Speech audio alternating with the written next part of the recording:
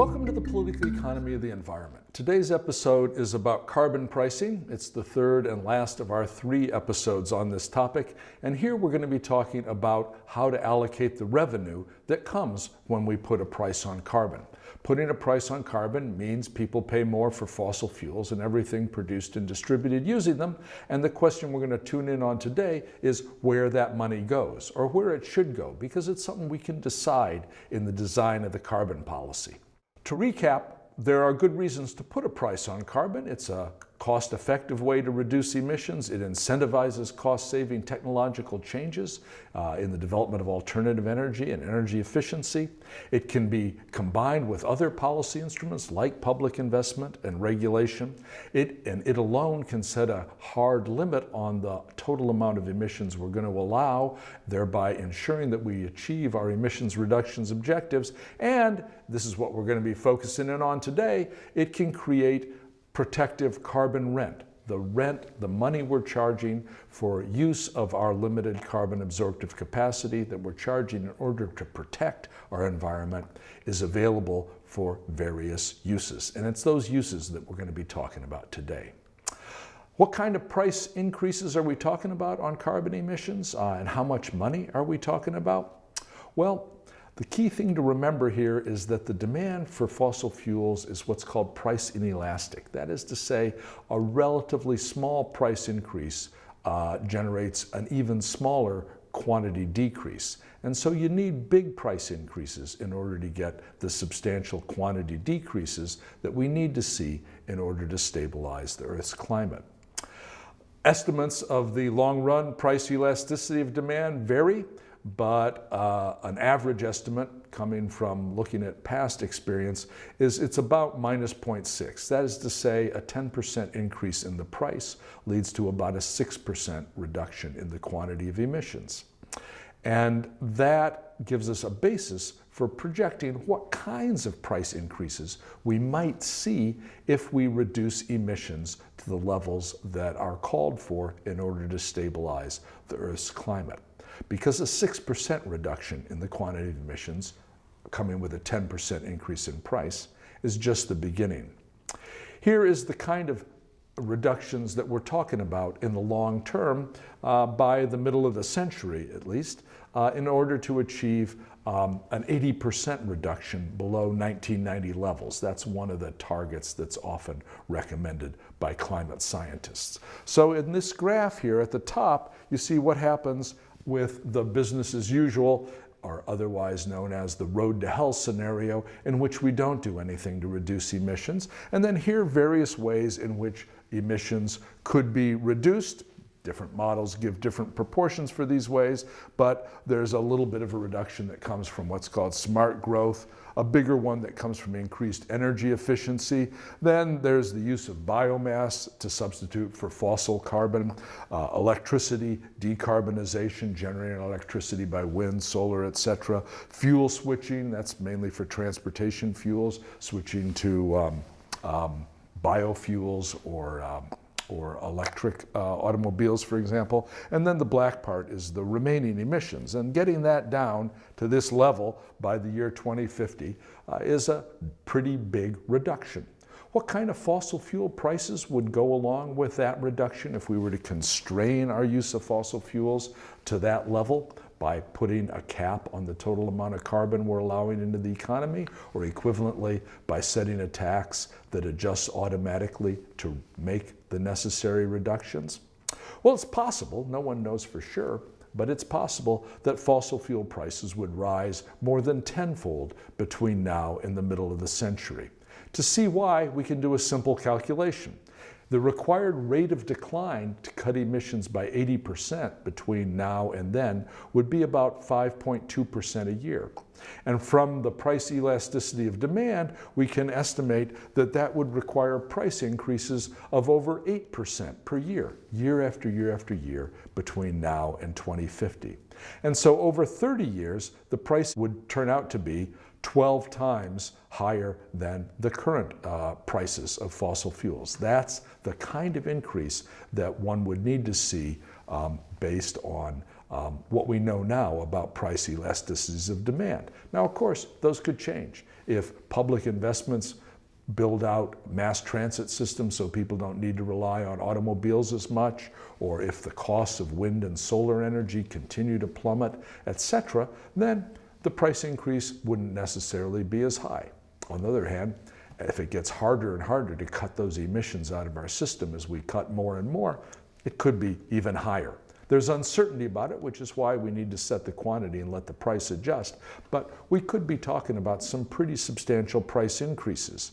So, for example, if the price of gasoline in 2020 is around $2.50 a gallon, a 12 times increase in that price, to be consistent with that emissions reductions trajectory, would mean we'd be talking about gasoline prices in mid-century of about $30 a gallon. That's in current purchasing power terms. It's a big price increase.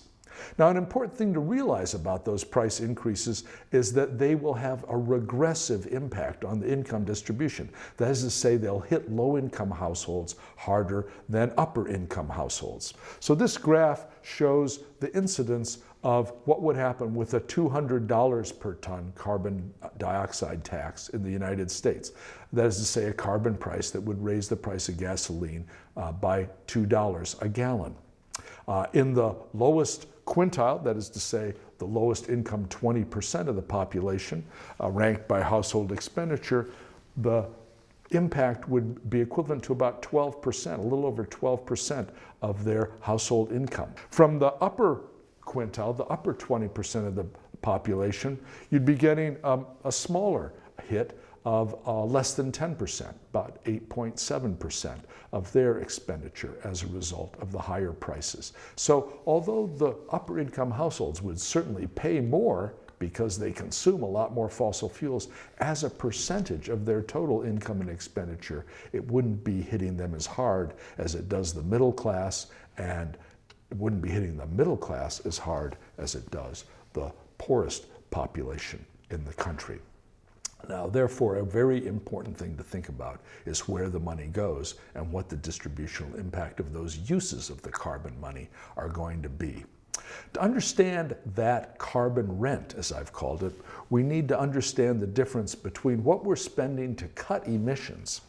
That's the abatement cost that you can read off that little red line there. That's the cost of cutting emissions, which rises as you reduce emissions more and more. Here we start out with no reduction of emissions. Here we reduce emissions to zero, and the cost of reducing them goes up as we reduce them more and more. And in this graph, it's shown with a 25% reduction of emissions. And this area here under that red curve, that's how much we'd be spending to cut emissions. That would be the cost of investing in energy efficiency, alternative energy, etc. But much bigger than that little red triangle is this blue rectangle. And while that red triangle is the cost of cutting emissions, the blue rectangle is the amount of money, the carbon rent, that comes from the higher prices that people are paying, consumers are paying, governments are paying, firms are paying for emissions that they don't reduce. Those are for the carbon emissions, the 75% of current emissions in this example that are not reduced. And that money's not a resource cost. It's not spent to buy insulation or build windmills or whatever. It's just a higher price paid for stuff we're already consuming. In other words, it's money that's available as what economists call a transfer. It's not a resource cost, it's a transfer. And the question is, who will get that money? To whom will the money be transferred? Who will receive the carbon rent? And broadly, there are three options. They could be mixed together, or it could be all one or all another. One option is to give the money to the fossil fuel corporations as windfall profits. A second is to give it to the government. Put the price on carbon, have the tax or auction the permits, let the government keep the money. And the third is to give the money back to the people. And this is the trillion-dollar question. In fact, it's a multi-trillion-dollar question over the period between now and 2050. We're talking about a lot of money, and the answer depends on how policymakers choose to allocate the revenue from carbon pricing. Before we get to that, let's just imagine for a moment that all we did was decide to keep the oil in the soil. say in some parts of the world people got together and just said no. We're not going to pump any more oil. We're not going to dig any more coal. We're just going to say no. That's what we're going to do, right? What would happen to the price of fossil fuels? They'd go up. Who would get the money in that case? Who would get the money that people are paying, consumers are paying as a result of higher prices in fossil fuels? Payments that are going to have, as I said, a regressive impact hitting the poor harder than the rich. Well, the answer, of course, is that the money would go to the folks who continue to pump oil, who continue to dig coal. It would go to those who aren't keeping their oil in the soil. So you'd have a transfer from consumers, hitting low-income consumers the hardest, to those fossil fuel producers who are not keeping their fossil fuels in the ground. That would happen if you just said no. Whereas putting a price on carbon emissions is a way that we can limit the amount of carbon used. We can keep the oil in the soil. We can keep the coal in the hole. We can keep the fossils in the ground. But instead of letting the money that consumers pay in higher prices as a result go to those who don't do it, don't keep it in the ground, we can capture that money and use it in other ways. One way to use it, as I mentioned, is to let the fossil fuel corporations keep it. That's what's called cap and trade. A more complete name for it would be cap and giveaway and trade, because the only reason you'd need to have carbon markets and carbon trading is that you give away the permits for free and you allow the firms to trade among themselves. Those who want more permits buy them from those who want less. That cap and giveaway and trade option results in windfall profits for the recipients of the permits. The prices of fuel still go up. You're limited in the supply. The price to consumers is going to go up as a result, but the money that consumers pay in higher prices winds up in the pockets of the fossil fuel corporations.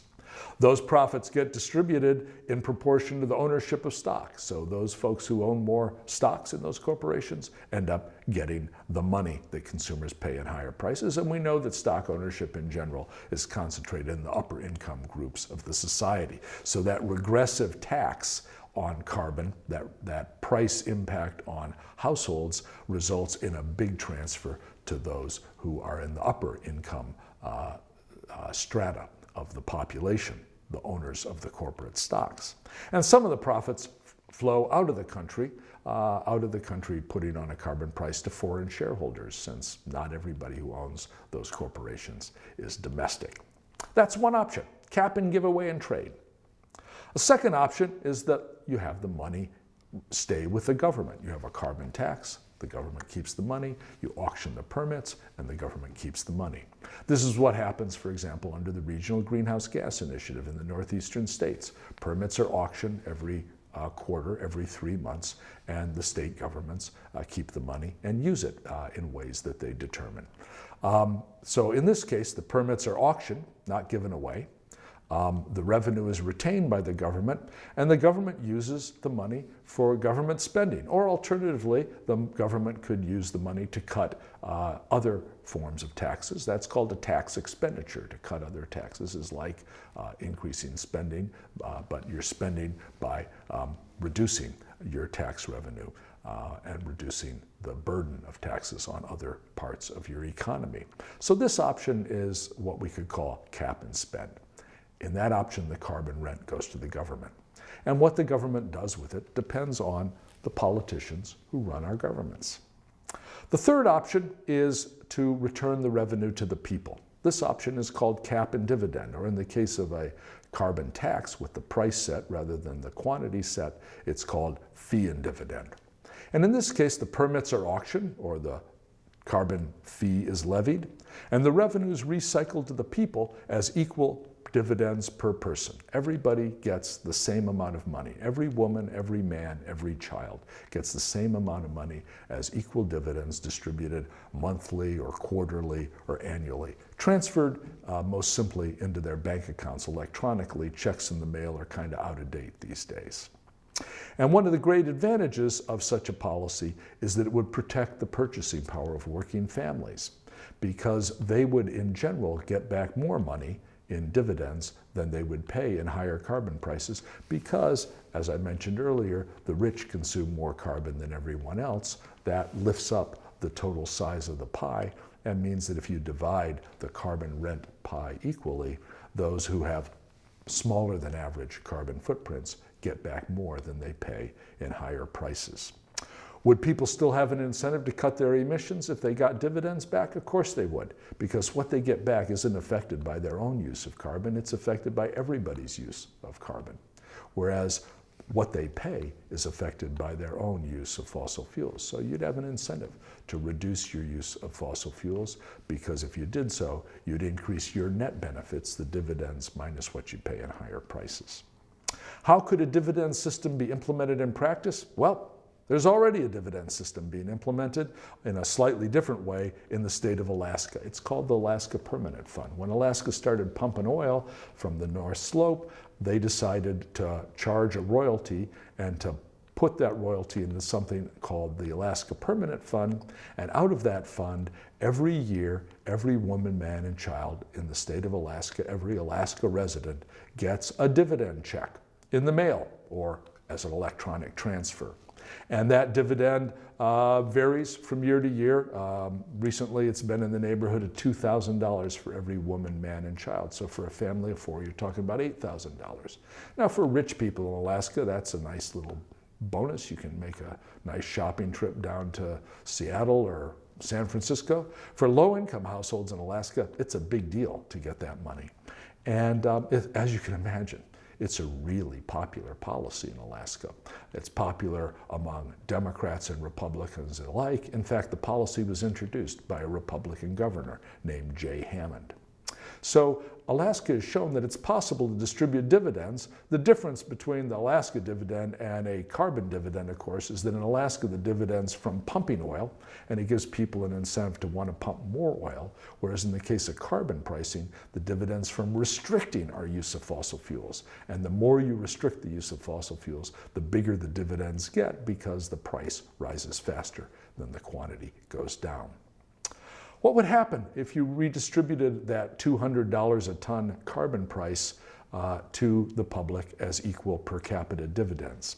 This graph from a recent study shows what would happen on average across the different quintiles, those different 20% slices of the household expenditure distribution. So in the lowest income or expenditure quintile, you'd have a 20% increase in their net incomes by virtue of the cap and dividend system. In other words, what they pay in higher prices for fossil fuels would be greatly exceeded by the dividends they receive back. And you'd have positive impacts for the middle class as well. In the top quintile, you'd have people who actually pay more in higher prices than they get back in dividends, because they have the biggest carbon footprints, because they consume so much more. They have bigger houses, they travel more on airplanes, et cetera, et cetera. Notice that it's a relatively small impact, 3% impact in the top quintile compared to the bigger impacts in the lower quintiles. How can you get a 20% increase down here from a 3% decrease up there? Well, you're talking about a lot more money up here. These folks don't have much. These have a lot. So a 3% increase there generates a big increase on the bottom when you distribute the money as equal per capita dividends. Also, some of the consumption of fossil fuels happens by the government, and in these calculations, the money that the government pays in higher prices for fossil fuels goes back to the people as well. So at the top end of this pyramid, you have the lowest income households, and those who actually pay more than they get back are the upper income households. I think they can afford it. Now, it's not necessarily the case that every household in every quintile gets the same net effect, because some, of course, consume more carbon than others. And so this calculation shows what percentage of households would come out ahead in each of those quintiles. And what we find is amongst the poorest households, the lowest 20%, 88% would come out ahead. And in the upper quintile, the richest 20%, about 28% would come out ahead. So 72% of those folks at the top would pay more than they get back. Only 12% of those at the bottom would pay more than they get back. But those 12% are worth thinking about, and one might want to try to design the policy in ways that, while providing most of the money back as equal per capita dividends, also tries to make sure that something extra goes to protect those low-income folks who still would be paid more than they get back with equal per capita dividends, maybe because they live in rural areas where they have to drive a lot and spend a lot on gasoline. The attractions of dividends as a way to distribute the carbon rent, as opposed to cap and give away and trade and cap and spend, as opposed to giving the money to the fossil fuel corporations or to the government, are the following. First, politically, if the money's coming back to the people, you're going to be able to ensure public support amongst those who are coming out ahead, at least, for carbon pricing, even in the face of the price rises, the potentially rather substantial price rises that you're going to need in order to make the clean energy transition. If the price of gasoline really does go up by $2, $5, even $10 a gallon by mid-century, how are you going to maintain public support for that unless people see the money coming back to them in a manner that they perceive as fair and that's very transparent, very visible? And dividends are a way to do that. They're a way to protect the climate policy from the backlash that could otherwise occur politically as people see their fuel costs going up.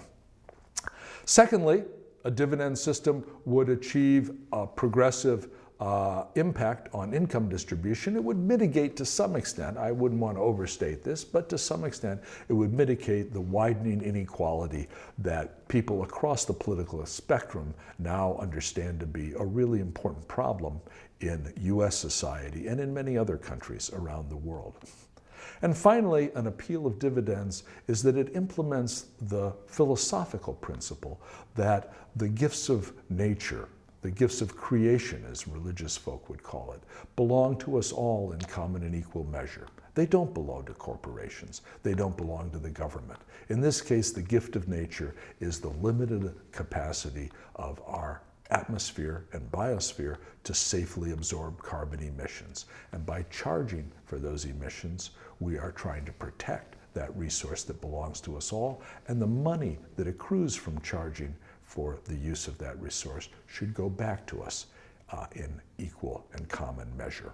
And this painting, this excerpt from a painting by the great Mexican artist Diego Rivera, which shows in the Ministry of Public Education in Mexico City, has a caption that sums up that idea, that philosophical idea, that there are universal basic assets that belong to us all. And the inscription says, "The earth belongs to us all, like the air and the water and the light and heat of the sun." I think that's a principle that has pretty widespread appeal across the political spectrum, across cultures, across nations. And it may provide one of the most important bases for arriving at a carbon policy that successfully protects the Earth's climate from destabilization. Thanks very much.